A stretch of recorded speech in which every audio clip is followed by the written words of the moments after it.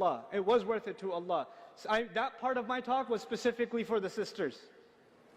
Because they do a lot of effort and they feel like it's not going anywhere. Not the guys, because guys don't do any effort. And they feel like, I did a lot, I tried so hard. You guys just have to stop lying to yourself. You have to telling yourself you're doing enough. You have to stop being lazy. Shaitan is destroying you guys. He's destroying you. You're so lazy. Stop being lazy. Stop rationalizing to yourself. Get up and do work. Do more. If you can't find a job, keep going. Keep applying. Keep talking. Keep networking. Don't stop and say, I tried everything, it didn't happen. No, you didn't try everything. Keep pushing. This is what you have to learn to do. Learn from your sisters, man. They're just, hold on, I'm coming after you, hold on. You're not going to be happy after a little while. You know your problem? Forget the pursuit of happiness. Your problem is that you're actually always uncertain about yourself. You're always thinking, I'm not good enough, or it didn't count. Stop it! And you have to take it easier on yourself. Not talking to you. You don't need to take it easier on yourself. You take easy enough on yourself already, mashallah. You, on the other hand, need to chill out. You need to calm down. I've met sisters that are studying Islam, that are studying the Quran, but I don't have all the vocabulary yet. Yes, auntie, relax. You don't have all the vocabulary. It's not the end of the world. Allah is not interested in your results. He is interested in what? Your effort. Your effort. Your effort. Stop worrying about your results. You worry too much about your results. You worry too much about what you don't already know, what you haven't already accomplished. Stop thinking about accomplishment and start thinking about sincere, genuine, best possible effort. And then let me tell you, the results from Allah will come, and they will come pouring. But they will come on His schedule, not yours. Two people will make exactly the same amount of effort, and somebody will see the fruit of their labor right away, and somebody else will wait for years before they see anything. And that is in the hands of Allah. And you don't get to say, well, he got so much results, I didn't get any results, we made the same amount of effort, this isn't fair. No, it is entirely fair, because that calendar belongs to Allah. And all Allah wanted to see from you was your effort. There are going to be two people that take the same exact test. This happens in my class. They take the same exact test. One guy works extra hard. Man, this guy studies all night and all day. He was my friend before he came to the program. We were friends together, and now I'm his teacher. And I'm telling him, hey man, you want to go hang out? No, I gotta study. I'm your teacher!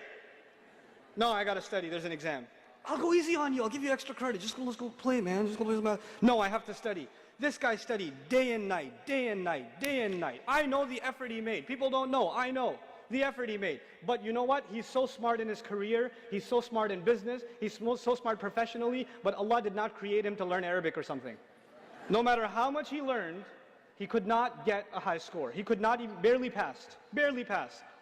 Every time. And the kid next to him, super genius, laziest bum I've ever met, kid is sleeping in class all day, and he gets a 99 every time, or 100.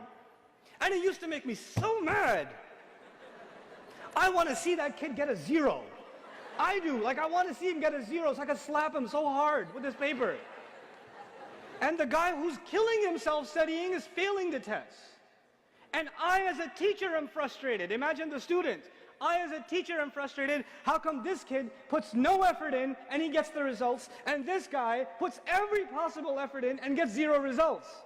It seems unfair. But you know what? When both of these people come in front of Allah and both say, I was learning Arabic for Allah, I was learning Arabic to please you, Ya Rab, Allah will say, okay, let's see what you did. And one of them shows the 99 and the other one shows the 20. What is more valuable to Allah on that day? Oh, that 20 is priceless. It is priceless. Because Allah is not scoring the number on the page. What is He scoring? The effort.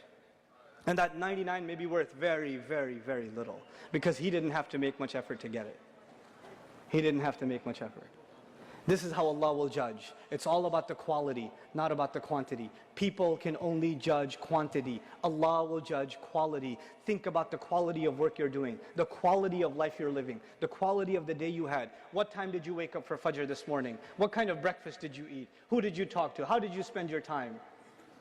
What did you do? What was the quality of your day? Fix that, and inshallah ta'ala, this ummah has a bright future. Because once you start thinking about the ultimate truth and you start thinking about impact, there are going to be ideas that come out of this room. There's going to be creativity that comes out of this room. There are going to be projects that come out of this room that are going to change the world over. They will impact the world like it's never been impacted before. That is what the Muslim youth is capable of. That is what the young believer is capable of when they have the right pursuit. May Allah Azza wa Jal make these people, these young people, the heroes of this ummah, the people of pursuit, that next generations come back and say, man, we want to beat them. They're the gold standard. Barakallahu li wa lakum. Wassalamu alaikum wa rahmatullahi wa barakatuh.